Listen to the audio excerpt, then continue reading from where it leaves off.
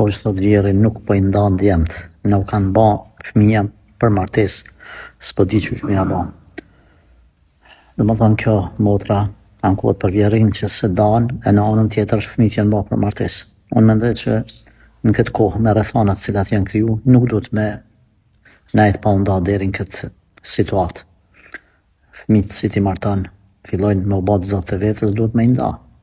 Gjithë secili me kqyr drejtimin e vet, përveç në rrethanat caktuara kur ndoshta ndarja është e pamundur. Në Islam është arsyeshme që gjithë secili vëlla edhe bashorti i tij të kenë familjen e vet, të përkushtohen për punë të veta, edhe vjen një kohë që duhet me ju nda.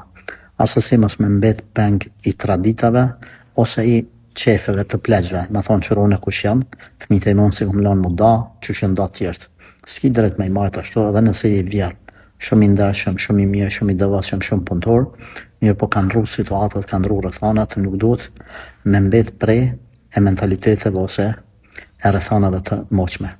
Sot janë gjëra ndryshe, Islami nuk i ndalon, përkundrazi i përkrahut të gjërat cilat janë të mira, të dobishme dhe të arsyeshme. Prandaj unë mendoj që në këto situata bashorti duhet me ndërmarrë diçka edhe me ul, edhe me ngul kam normal pa u përla, edhe pa të keq me ardh deri te ndamja.